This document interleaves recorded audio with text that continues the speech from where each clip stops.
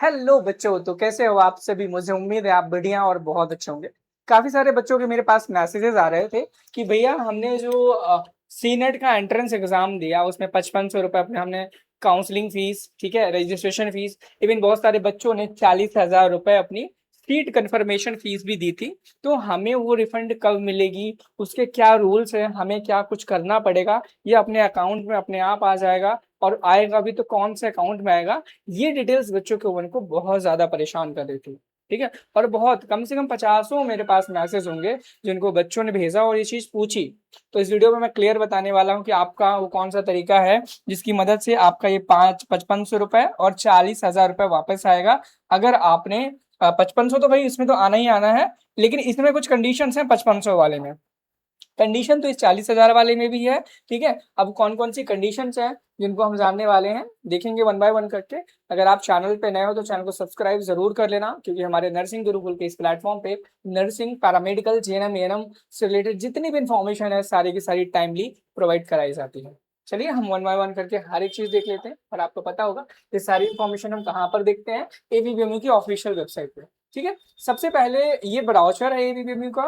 ठीक है, आपको पता होगा इंफॉर्मेशन बुलेटिन हम जिसे जानते हैं, और इस इंफॉर्मेशन बुलेटिन में हर एक जानकारी एबीवीएमयू खुद से देता है सभी बच्चों को, ताकि बच्चों को किसी चीज की दिक्कत हो तो वहां पे देख ले। लेकिन होता क्या है, बच्चों को ये चीजें खुद से करने में काफी प्रॉब्लम्स आती है और उन्हें इतना पता भी नहीं होता है और पता कर भी नहीं पाते हैं। ठीक है, तो सबसे पहले यहाँ पे जो सबसे पहला नियम है, और इनमें से अगर आपने एक भी नियम तोड़े होंगे, एक भी नियम फॉलो नहीं किए होंगे, तो आपको जो पैसा है वापस नहीं मिलने वाला है, समझे।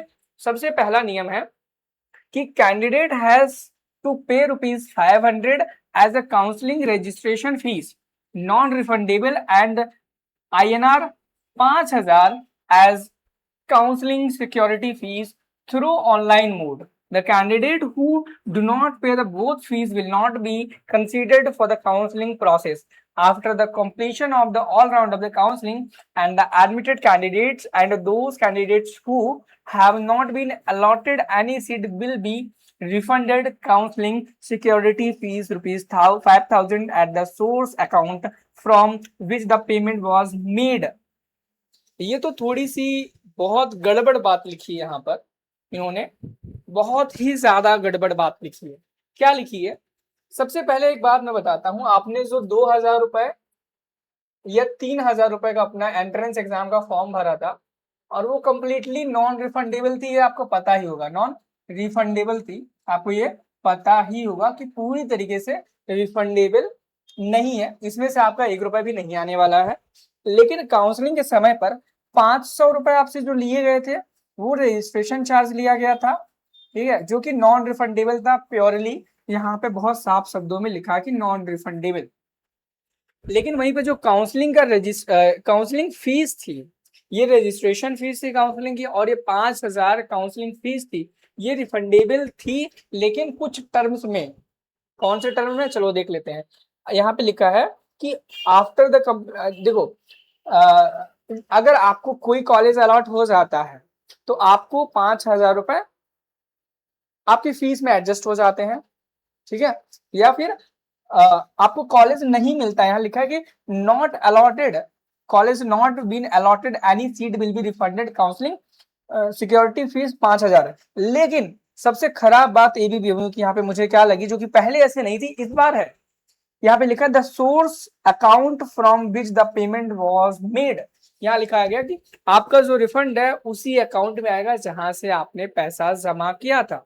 अब ऐसे में बच्चों को प्रॉब्लम्स आएंगी ये कि उन्होंने पैसा किसी फ्रेंड के या साइबर की दुकान वाले से जमा करवाया था काउंसलिंग का 5,000 रुपए, तो आपका जो पेमेंट है काउंसलिंग वाला वो उसी में आएगा, ऐसा यहाँ पर लिखा गया है। लेकिन पिछली बार आपसे बच्चों से पासबुक ली गई थी और उस पासबुक के बैंक अकाउंट में बच्चों को पैसा रिफंड किया गया था। और हर वीडियोस में मैंने बताई है कि पेमेंट अपने अपने अकाउंट से करना है, दूसरे के से नहीं करना है। अगर आपने चीजें नहीं ध्यान दी थी वो आपकी गलती है, आपकी लापरवाहियों की वजह से आप पैसा खोगे। मेरा जिम्मेदारी थी, मेरा काम था बताना, और मैंने हर वक्त बच्चों को गाइड किया जहां पर नीड थी बच्चों को। ठीक है, पहली चीज ये हो गई कि अगर आपको कोई भी कॉलेज अलॉट नहीं होता तब आपका 5,000 रिफंड कर दिया जाएगा आपके सोर्स अकाउंट में, और अगर आपको कॉलेज मिल जाता है, आप उसे एक्सेप्ट करके वहां पढ़ने लगते हो, तब आपका 5,000 रुपए वापस मिल जाएगा।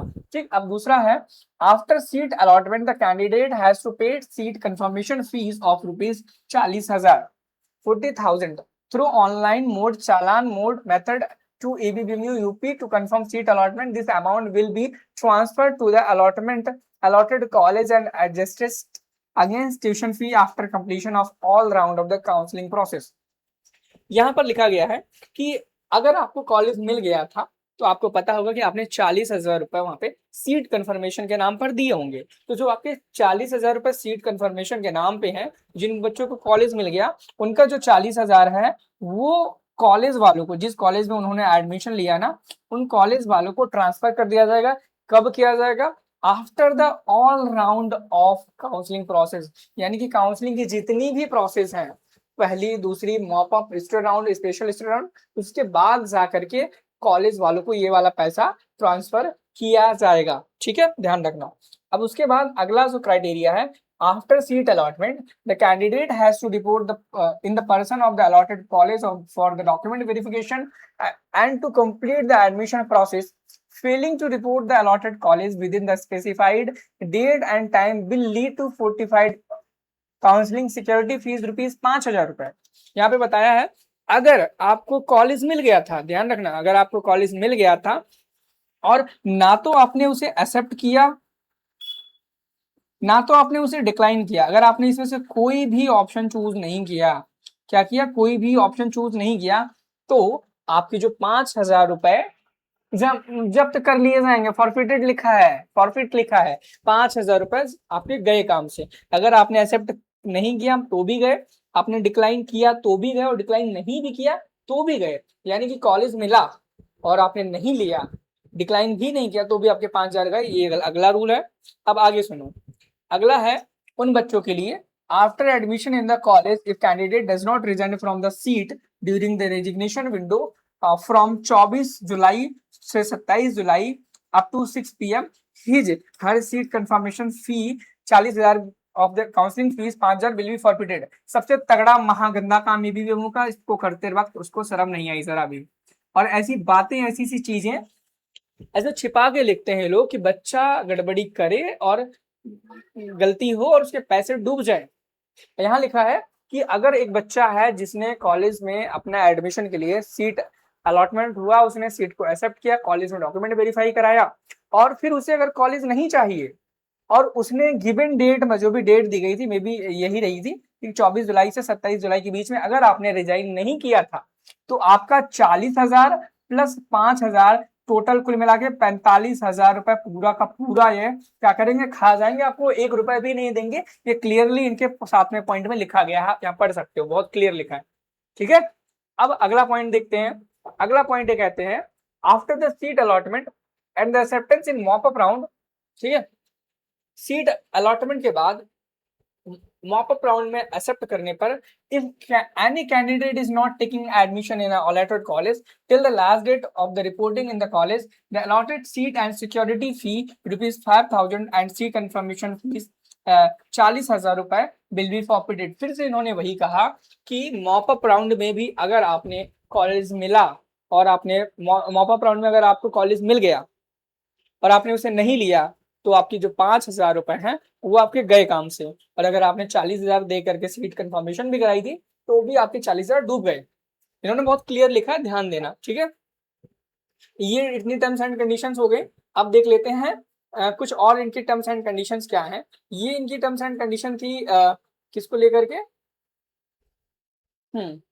तो कुल मिला के इतनी ही क्राइटेरिया थे जिनमें आपको पैसा रिफंड नहीं मिलने वाला है। और जिन बच्चों को कॉलेज मिल गया, उन्होंने एडमिशन ले लिया, उनको उनका 5,000 रुपए आराम से आपके अकाउंट में आ जाएगा। लेकिन कब आएगा? जब आपकी सारे राउंड की काउंसलिंग समाप्त हो जाएंगी, उसके बाद आपके अकाउंट में आपका पैसा आएगा। ठीक है, और ये पैसा लगभग दिसंबर और जनवरी के महीने में आता है, उससे पहले नहीं आता है। चलो एक बार मैं जल्दी जल्दी रिवाइज भी कर देता हूँ क्या क्या क्राइटेरिया, क्या क्या रूल्स थे, ताकि आप को अगर एक साथ ना समझ में आया हो तो अब शायद समझ में आ जाए। बहुत ही क्लियर तरीके से बताऊंगा। और उम्मीद करता हूँ अगर आपने चैनल को सब्सक्राइब नहीं किया है तो आप जल्दी से जरूर कर लेना। क्योंकि सब्सक्राइब करना बहुत ज़्यादा बेहद ज़रूरी है, और कितना ज़्यादा ज़रूरी है आप समझ ही गए होंगे कि हमने हर टाइम पे बच्चों को गाइड किया, और जिन बच्चों ने फॉलो नहीं किया होगा और आज वो पछता रहे होंगे कि भैया की बात मान ली होती। यहाँ पे इन्होंने कहा कि अगर आपको सीट मिली तो आपने उसे एक्सेप्ट किया, क्या किया, एक्सेप्ट किया, तो आपका जो 5,000 रुपए है वो रिफंड होगा